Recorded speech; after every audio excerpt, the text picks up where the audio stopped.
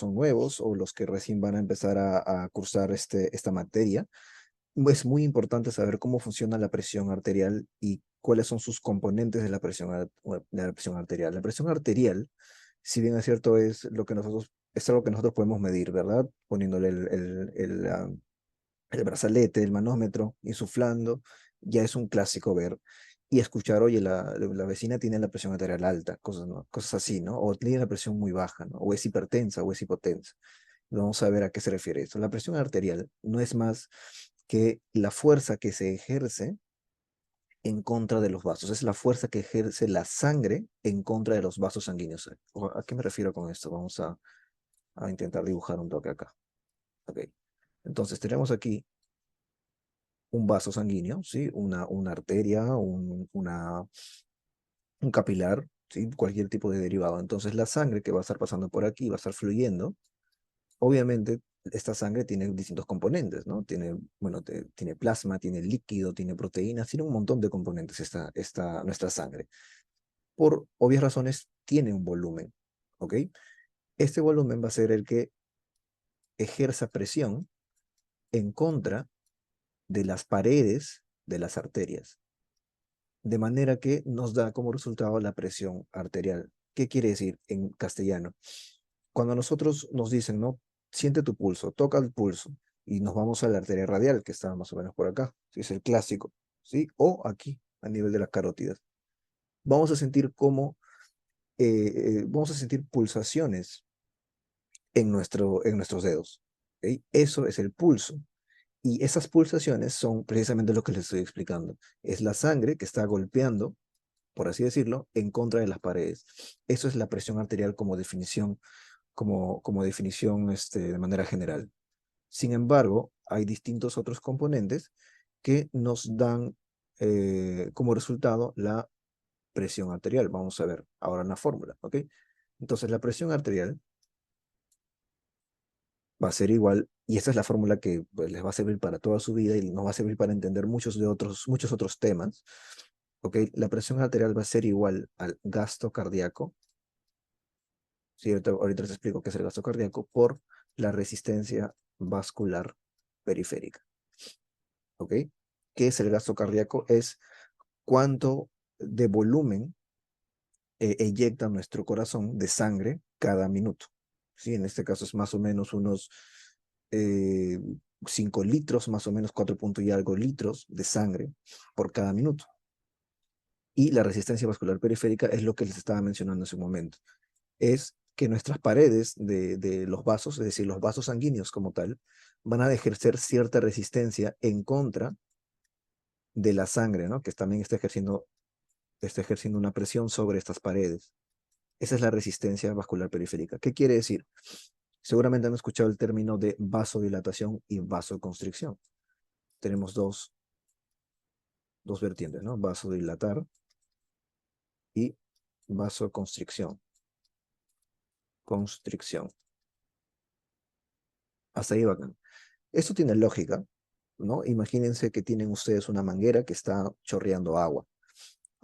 Ustedes, si de alguna manera tendrían la forma de hacer que esa manguera se haga más pequeña, es decir, que la luz en su interior sea más pequeña, es decir, que tú la aprietas esa manguera, estás provocándole vasoconstricción, estás provocándole una constricción a esa tubería, a esa manguera en este caso. Ok, pasa exactamente lo mismo con los vasos sanguíneos, por eso se llama vasoconstricción. Caso contrario, en la vasodilatación, imagínense ustedes o sea, de igual manera una manguera a la cual nosotros agarramos y la volvemos de manera más flácida. Es como que, eh, como si estuviésemos pasando fuego y se empieza a derretir. Bueno, en pocas palabras, se dilata, se distiende, ¿ok? Esa es la analogía con estos vasos sanguíneos, que pueden dilatarse o pueden constriñirse, pueden hacerse más grandes o pueden hacerse más pequeñas. Y esto nos va a servir para entender lo siguiente en un momento. ¿Qué más? Este gasto cardíaco va a ser producto o va a depender mucho de la frecuencia cardíaca y del volumen sistólico. ¿Sí? Esto no tienen que memorizarlo, es más de razonarlo, pero Hay que saber que como esto es una fórmula y todas estas terminan siendo parte de la presión arterial como tal, hay que entender, y eso nos ayuda a entender, de que cualquier variación en cualquiera de estos puntos va a tener un efecto directo sobre la presión arterial. ¿Qué quiere decir? Imaginen, disculpen los estornudos. Imaginen lo siguiente. Si nosotros tenemos cualquier alteración fisiológica o patológica que afecte directamente la resistencia vascular periférica, digamos que la aumente. ¿Qué quiere decir que aumenta la resistencia? Que los vasos van a empezar a contraerse. Es decir, va a haber una vasoconstricción. ¿Ok? Nuestras arterias se ponen más, se constriñen, se aprietan, ¿sí? Para hablarlo en palabras sencillas. Entonces la resistencia aumenta. Si la resistencia aumenta, la presión arterial va a aumentar también. ¿Ok? No sé si se entiende hasta ahí. Creo que está bastante claro. Pero, caso contrario, si es que la resistencia vascular periférica disminuye, es decir, se hace menos resistente, o es lo mismo que decir que se vasodilata, es exactamente lo mismo. Si las arterias se vasodilatan, es decir, su resistencia cae, la presión, por obvias razones, también disminuye. ¿Sí? Entonces, este es el motivo por el cual hay fármacos, hay pastillas o hay situaciones fisiológicas en donde nuestras arterias hacen vasoconstricción y vasodilatación por otro lado. Y por eso se explica que, por ejemplo, cuando, eso lo voy a explicar en un momento, pero por ejemplo, cuando tenemos una situación de huida, una situación de peligro, nos estamos en una esquina, en una calle X y sentimos que nos quieren robar, ¿ok? Nuestras arterias se empiezan a preparar para nosotros tener la capacidad física de poder correr y escapar. En pocas palabras, nuestro sistema nervioso simpático empieza a predominar por encima del parasimpático. Entonces sabemos que el sistema nervioso simpático trabaja con adrenalina y noradrenalina. ¿Qué pasa con esta noradrenalina y la adrenalina que se van a estos vasos sanguíneos, a sus receptores de los vasos sanguíneos, ¿ok? Y van a provocar vasoconstricción para nosotros tener mucha más fuerza o mucha más capacidad circulatoria para poder salir corriendo. O no solamente correr, sino en cualquier otra situación de peligro. Lo que esto nos hace decir, que es básicamente igual, que la vasoconstricción va a ser lo mismo que aumentar la presión arterial. Y la vasodilatación va a ser lo mismo que disminuirla. ¿Sí? Esto explica también el por qué situaciones como, por ejemplo, una intoxicación, una reacción alérgica muy severa, una anafilaxia, por una picadura de abeja, por ejemplo, o por una intoxicación por algún fármaco o alguna comida, o inclusive por una infección muy generalizada y muy severa, provoca en nuestras arterias que haya mucha vasodilatación. Y si hay mucha vasodilatación, nuestra presión arterial va a caer. Y es allí donde estamos hablando de un shock, por ejemplo. Y pues se va todo por el caño. ¿Ok?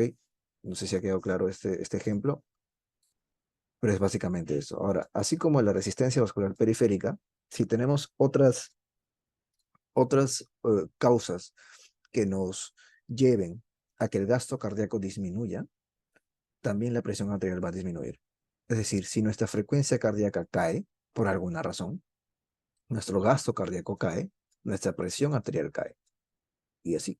Si el volumen sistólico cae, nuestro gasto cardíaco cae, nuestra presión arterial cae. ¿Ok? No sé si se entiende hasta ahí todo. Vamos a, vamos a borrar un rato. Entonces, bajo esta premisa en que ya sabemos que la presión arterial depende de muchas otras cosas, ¿sí? Y que cada cosita en la fórmula tiene algo que ver, podemos inducir de que hay muchas maneras de regular tanto para arriba o como para abajo la presión arterial. Entonces, situaciones en las cuales, porque este tema específicamente habla acerca de la regulación de la presión arterial, ¿En qué situaciones nuestro cuerpo necesita regular esta presión arterial? Vamos a poner por acá la presión arterial. Ya hemos visto que varias situaciones nos llevan a aumentar la presión o a disminuir la presión.